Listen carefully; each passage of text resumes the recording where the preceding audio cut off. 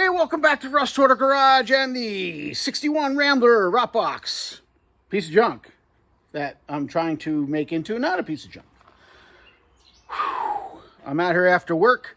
Saw 102 degrees, outside when I got out of work. So I won't be out here that long. But you know where we are if you've been following along. I have the LT1 and the T56 sitting in the car. Not where they were before, and probably not in their final location. So like I said at the end of the last video, the clamshell mounts will not work as factory with the isolators in the factory location. Not happening. I also don't know if that height that the engine will sit at will be correct, although I am going to look into that. Because since this is a custom build and a custom install, a whole bunch of things to take into account when you fly an engine into something like this, and you don't want to just put it in where it looks good and weld up your mounts and go, because you have so many things you have to think about, like steering clearance, exhaust clearance on both sides, oil pan clearance, front end accessory drive clearance, also a big thing. And what else could be in the way? Heater, not so much worried about. Transmission, you have to be able to get the right angle, right driveline angle. Now, when we left before, I had the engine down pretty low. In fact, I had it so low that it looked like I was not going to need to cut the tunnel for a T56, which is a first. I've never been able to get away with a stock tunnel and a T56. However, knowing that everything has to be checked, I started looking at things. I had a set of headers I wanted to use on this engine. Nothing, not long tubes, just, shorty, but stainless. They looked okay. They would not work with the engine in that low in the chassis. That's okay. I could get away with the I was going to use a set of like 94, 95 LT1 exhaust manifolds. They would have worked because they go up and over, and they would have cleared no problem. But the next issue was AC compressor. See how it's down there low, factory location? That wouldn't clear. With the engine that low, it would not work. And I don't care if everything else fits. Air conditioning is a must because I'm spoiled. Since I put AC in the 56 Chevy truck when I did that build, that thing has been on all the time. I've never turned it off. As soon as I get in the truck, it's already on. I start the car and it's blowing cold air. That is fantastic for the summer. So as easy as it was to install, and really I did that for less than 500 bucks, I expect it to be similar here. There's no way I'm going without AC to not have to cut a transmission tunnel. I'll hack the tunnel. So right now what I've done is kind of jockeyed the engine around to probably a good compromise as far as location, all based around where the air conditioning compressor is, because right now that's the gauge. If that fits, then everything else can kind of be worked around. So I have the engine set front to back where I want it. Height might be correct, but the engine is dead centered in the chassis right now. That's where it wants to be for everything to clear, but the transmission is not. I'm going to have to cut the tunnel to be able to move it. I only need me to move the transmission maybe a 1/4 inch, 1/2 inch at the most toward the driver's side. But even after cutting some release in the tunnel, it's not going to go. I'm going to have to cut the top off the tunnel. I've had to do it before, and then get everything set, and then you just rebuild the tunnel. It is what it is. If it turns out I'm putting buckets and console in this car of some sort, then it's going to cover the tunnel anyway, and who cares? But it has to be done. So what I'm looking at right now is one other thing. Before I cut the tunnel, let me show you what that is. So right now the engine's sitting in a pretty good location. I'm at, I think, about 4 degrees right now, but the car is not level. I'm nose high right now, so that's going to come down, so I expect that. As you can see, the clamshell on this side is not going to work in its factory location, which is fine. I can make my own steel mount to attach to that. Now, before I do that, what I was looking at over here on the passenger side. Now,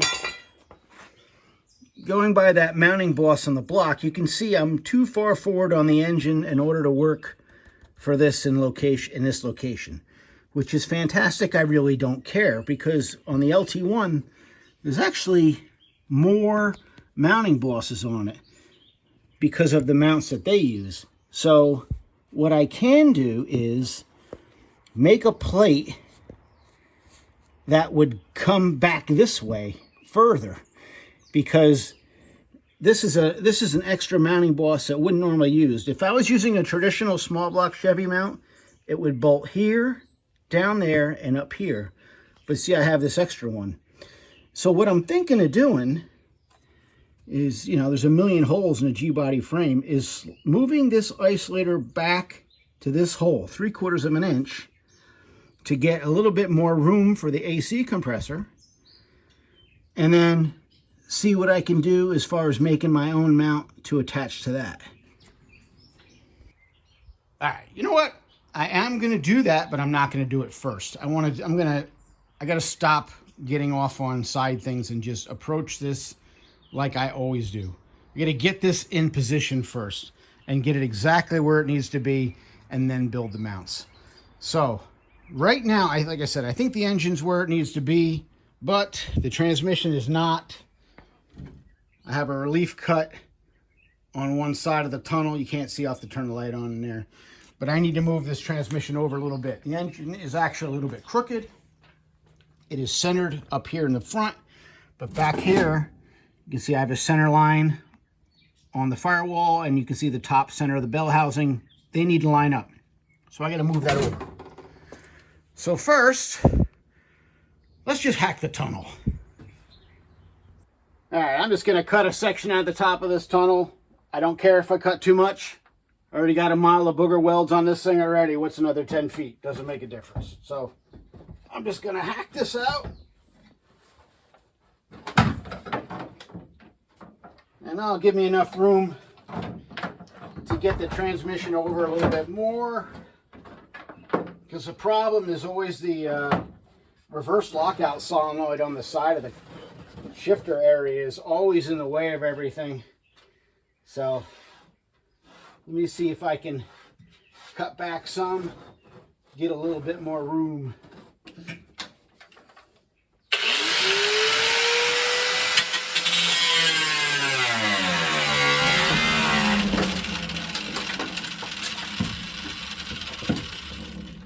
Can't see.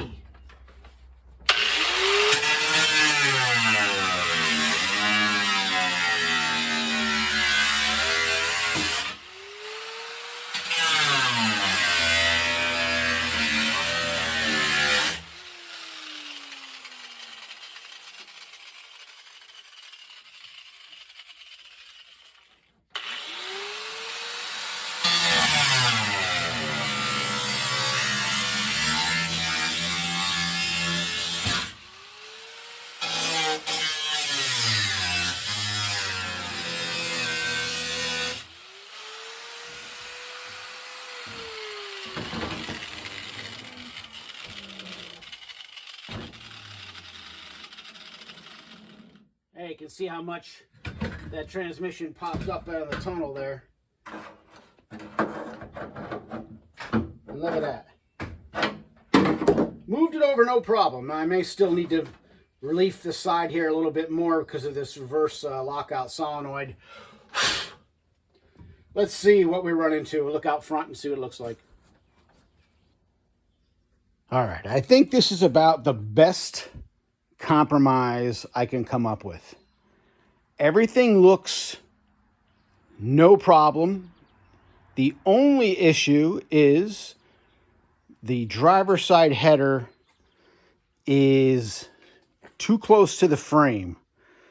Now, I think I can deal with that. I think if I notch the bottom of all the header tubes, I can kind of push on the header and bend it inward away from the frame a little bit, and then just weld it up with the MIG underneath. Obviously, I'm not going to TIG it. It's stainless, and I should TIG it, but that's not an option right now. So At least it'll be underneath. I'll try to keep the cuts where you wouldn't really see them where I MIG weld them, so is what it is. But other than that, passenger side header looks like it's going to fit okay. I'm offset to the passenger side with the engine about 1/8 of an inch. That's about it. So you can see I'm pretty spot on, about 1/8 of an inch off center with the bell housing and my center line mark there. Passenger side header is going to work. The AC compressor, as they say, the fit is tight but right. There is enough room to put a belt on it. It's clear of the idler arm hardware, so you could change the idler arm. The hoses are going to have probably just enough room to get fittings on there and get them out. But again, I'm going to move this isolator backwards. I'm going to move that back further to get it out of the way. The frame is level. The engine is level. The driveline angle right now is greater than 3, which is fine. It's 4 right now, but the car is going to come down in the front a little bit, so that's fine.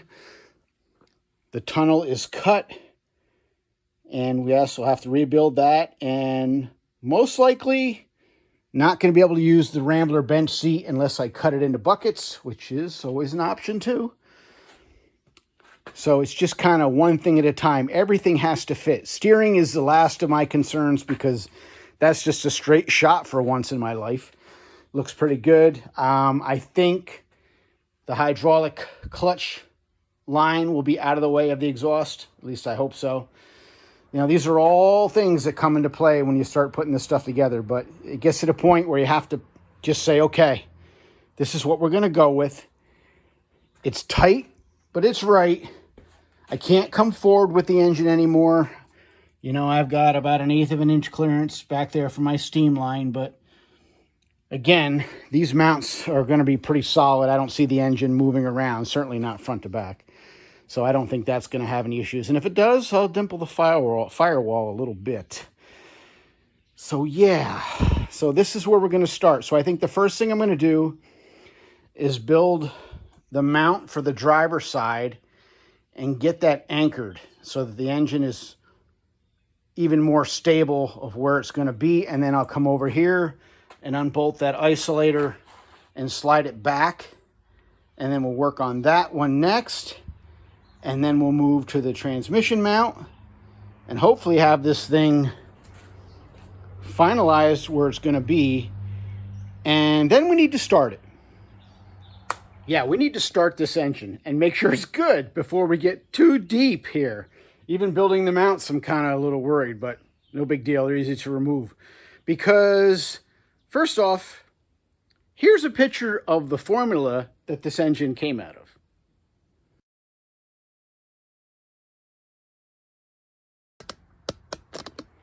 So I went looking through my old files and I found the pictures of the formula that engine came out of. Guess what year I bought that car?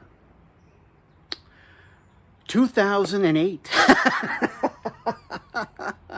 This engine has been sitting 17 years. It turns over, but I got to test those injectors and hopefully everything is good. We are definitely going to, spin it over and get the oil pressure up before we do anything with the plugs out and just make sure it has oil pressure. And, yeah, that's a long time to sit. Doesn't mean a whole lot. I mean, it's been inside, but hope it still runs okay. Because if there's anything wrong with this thing, something else is going in. All right, well, that's what I wanted to get done tonight. Just get the engine where it's going to be. I'm happy with that now.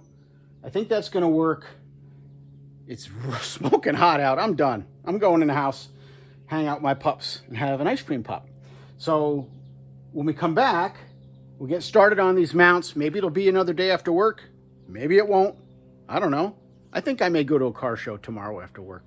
We'll see how it is. If it's this hot out, I don't know. I'd have to sit in the truck and leave the AC on. I guess I'm a wussy. Oh my God, but whatever. When we come back, we'll get on those mounts, and yeah, we'll see you then. All right, it is another day. We are back at it. It is early, and it is smoking hot already, so let's just get to it. So the engine is where I want it. I said everything looks good except the driver's side header is going to need a little bit of massaging. We'll see how I do that when we get to that point. But right now, let's just get the engine mounts made and then get the transmission cross member done. That's what I want to get done today. So let's get this engine mounted and then we can move forward. All right, so I'm going to start on the driver's side. And all I'm doing is using a flat piece of steel and a clamshell to mark my holes where I want them to be. And we're going to bolt this up to the engine and then make the ears to go down to the isolator. And then I want to trim this plate down smaller so it's just big enough to do the job and won't be in the way of anything. Although I don't think it'll matter much, but it'll look better trimmed up. So let's get the holes drilled in this thing and move to the next step. It's not that difficult. All right, first plate is bolted on. And now I'm going to make a couple of these, which is pretty much just I traced the side of the clamshell and just modified it a little bit on height to fit. And this, once it's made of steel, will fit just like that over the insulator like factory. And we'll get it tack welded on both sides and removed for final welding. And that should be it for this side. Let me get those cut out. All right, first piece made. Put a bevel on it so we can get a good weld on it up into that plate. Make one more, bolt it all together, weld it up. Next piece is in there. Okay, so we're bolted in. The side plates are bolted. Now all I gotta do is weld them, or at least tack weld them to that flat plate for now, because I don't think I can get in there and really fully weld them, but I'll do the best I can with it. And here we got a homemade clamshell. So that'll take care of this side. I'll get some welds on that. And then move to the drivers. Move to the passenger side.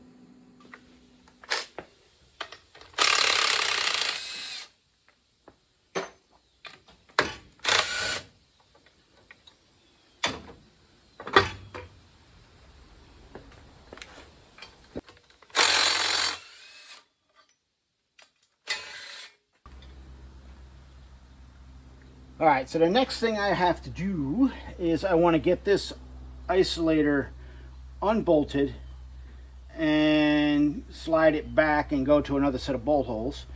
Now, the problem is I need to get to the bolts, which are through this way. Is probably the easiest way. And there's a fuel line here, but I don't need this fuel line anymore because we're going to run fuel injection and the fuel lines are going to come up on the other side of the car anyway. So I'm going to cut this. This actually is running all the way through the frame to way back here. So I'm going to cut this and hopefully there are no hidden clamps that I can't see and I can just pull this out of here and life will be a little easier. Fuel line removed, motor mount removed, or mount isolator, I call it sometimes, these things. For all these holes in the frame, only one lines up. That's where I want to put the mount. It was here. I'm just going to move it over like that much. And I got one hole that lines up. That's it. So I'm going to bolt it in with one bolt. And we'll make the clamshell. And then later on when the engine's out, I'll have to drill some more holes. Like there aren't enough in there already. And yeah, get that thing bolted in with at least 3 bolts.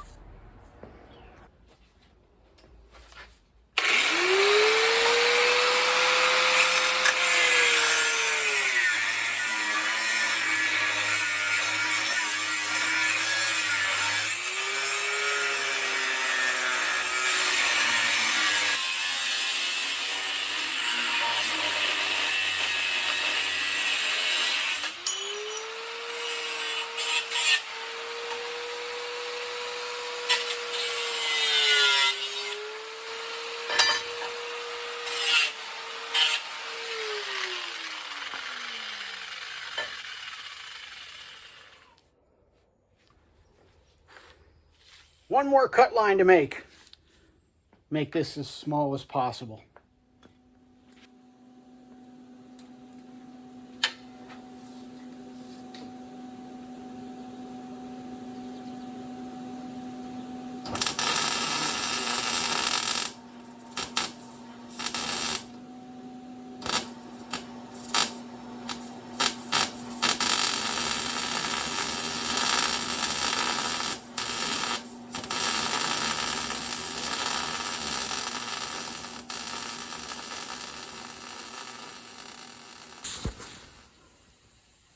Whew, man, it's hot out.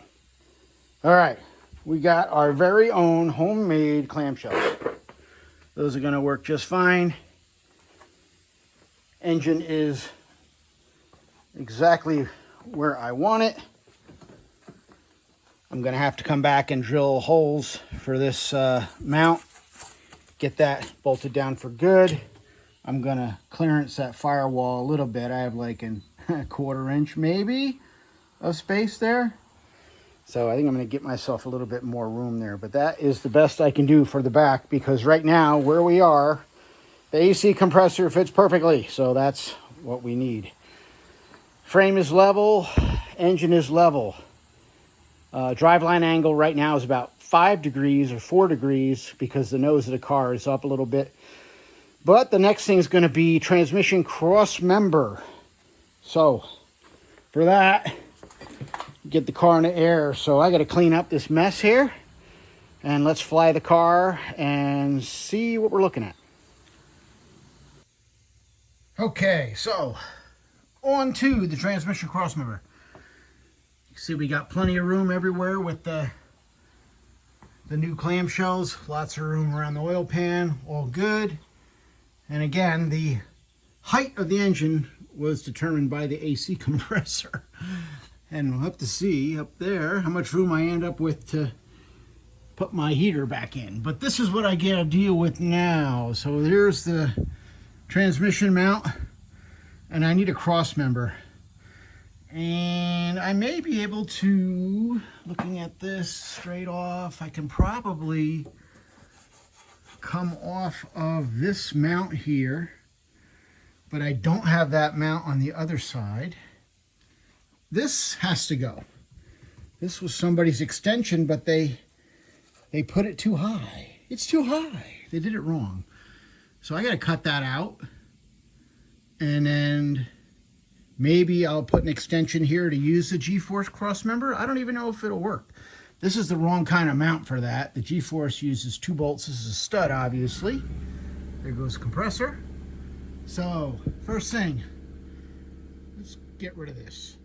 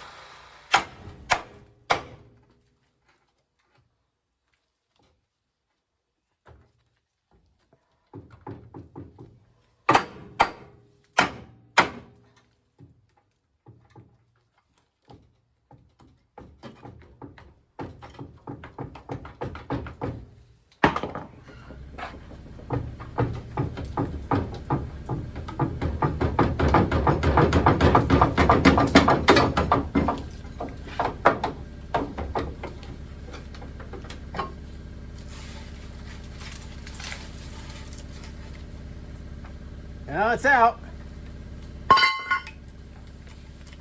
All right, so with that metal out of the way, that just exposed some more of the original broken fuel lines that are all going to get torn out anyway. They've got splices in them and they're old, rusty, and they're getting tossed. So and take the transmission mount off and just see if we have any chance at all of using the G-force cross member, or if I'm going to make my own. I just want to see where it lines up on the transmission.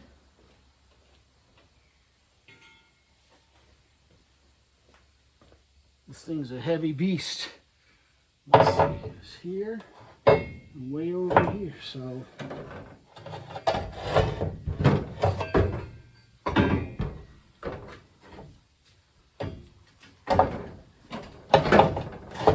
for this to work, let's see.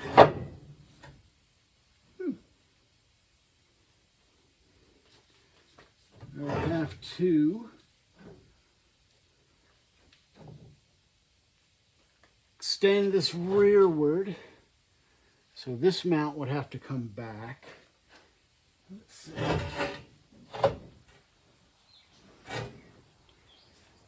Not a whole lot different. Here's the center right there.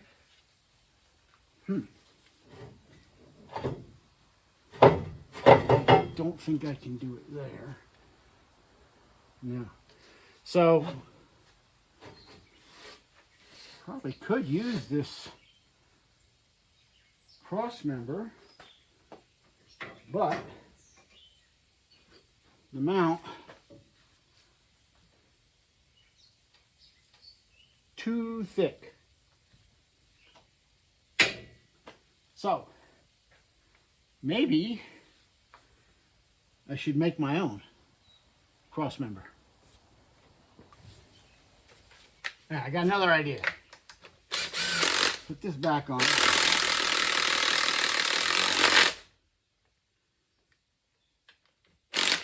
What if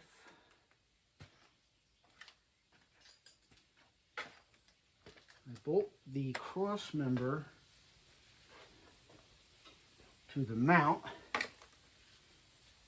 using one of these offset holes.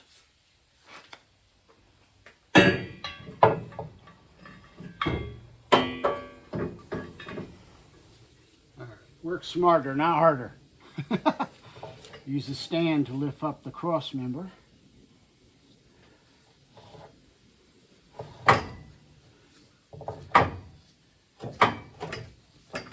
See what I see here. See if we can get a nut on.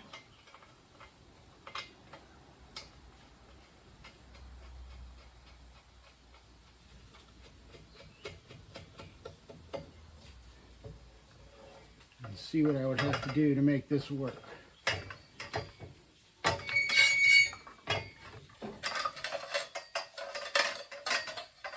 Otherwise, I may just make my own cross member, but I want to see if this will be a possibility.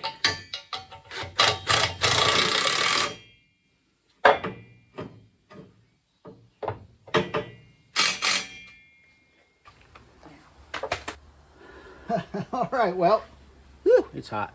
Believe it or not, I think this cross member is going to work. That S10 Blazer that I scrapped out last week that I bought for the rear axle and the springs for the next Tri-5 Chevy truck build, well, it had these heavy brackets bolted to the front on the tow hooks, on the frame to the tow hooks. And I was like, hey, you know, that looks pretty beefy. I should take those. I think they're going to work perfectly here. I can weld these right to the frame, and they'll give a ledge for this cross member to sit on, and the bolt holes even line up. Some silly stuff. But I think it's going to work. So I'm going to weld one of these in and see what happens.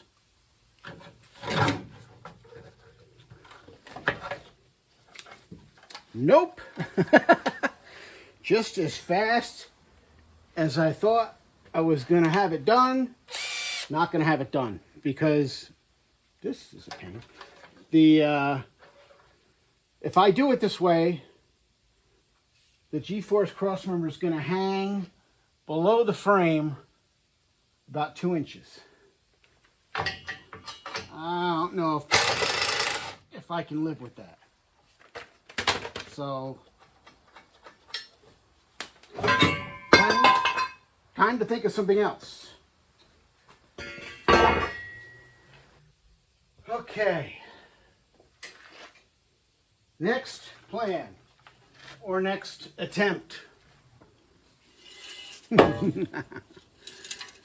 This, I don't know, probably a 68 to 72 Chevelle crossmember. Yep, I got those laying around too. It's too wide, but I think if I shorten it, I might be able to make this work. I'm not quite sure yet.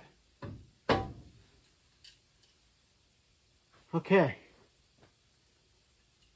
Next plan. I'm going to shorten this up and see if it looks like I can make this work.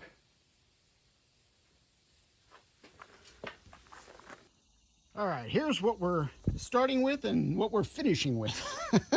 So the G-force crossmember on top with the crazy shape, I think that was just because of the catalytic converters they had on these cars. They were all single exhaust. They were never duals, so they had a curved crossmember, and then this was the solution for duals, but I think it was still to get around the catalytic converter. Not there anymore, obviously. We don't have to worry about that. So this is a crossmember now I'm going to use. I shortened it up a little bit. I think it's 68 to 72 Chevelle.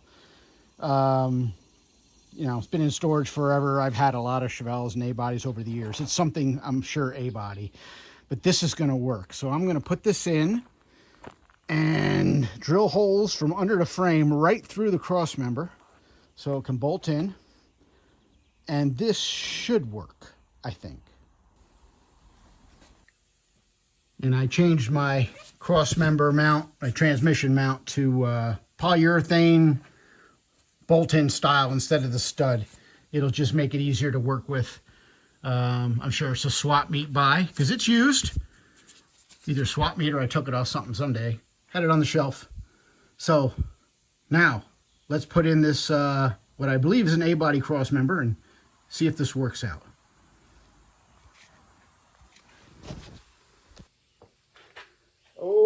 Okay. Let's see if this works. The only thing is I don't know if I have bolts for that transmission mount.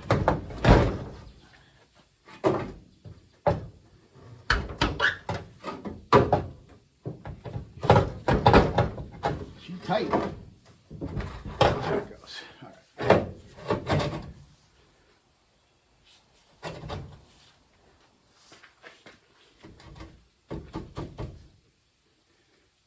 Does it line up? May have to make adjustments. Let's see. Is it straight? Crooked? I have no idea. I got to take some measurements here. It may be crooked.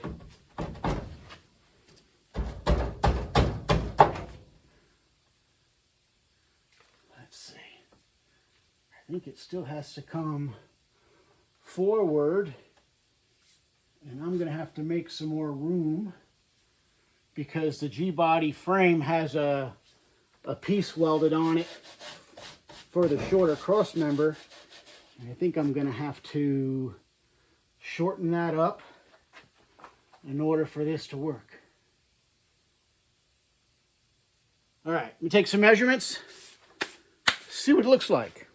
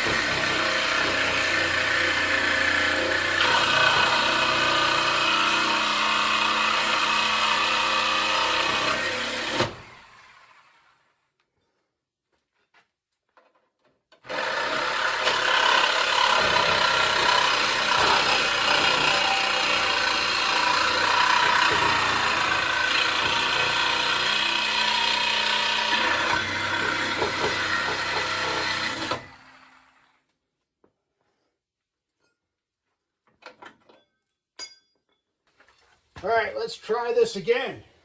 Oh, man. How many times are we going to do this? Let's see.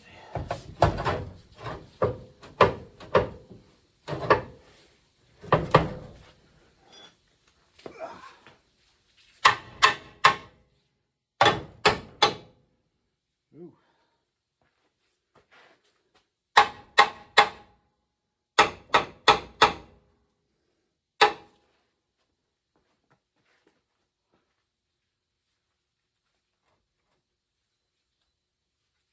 I think we're in good shape.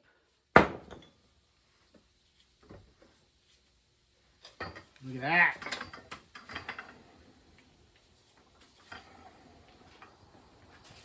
Wow, that looks pretty good. All right, where's my driver here?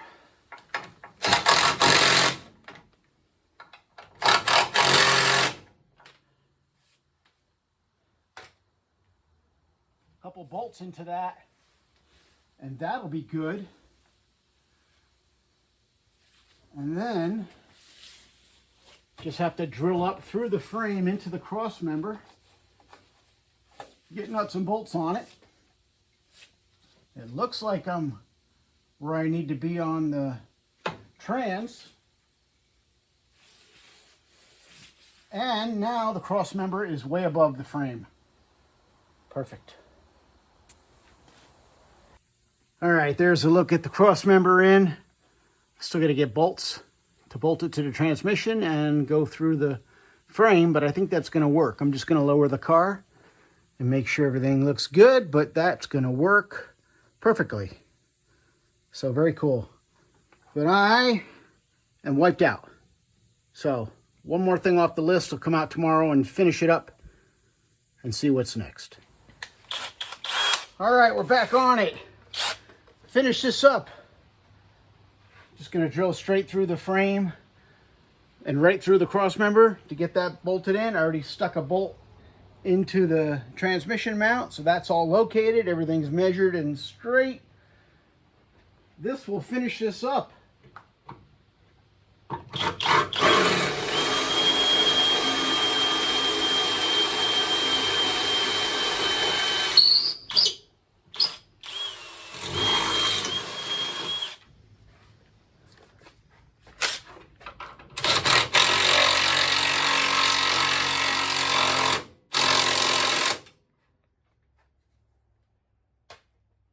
Nice. All right, that is it for the transmission cross member. That worked out nice. Looks factory and strong. So that's it. Motor and trans are mounted. All right, I'm glad that is done because now the most important thing, we got to start this engine. I got to make sure there's no problems with it and it's all okay to use. I don't want to build the whole car and then we go to fire the motor and it's got a knock or something silly. Like I said, it ran fine 17 years ago.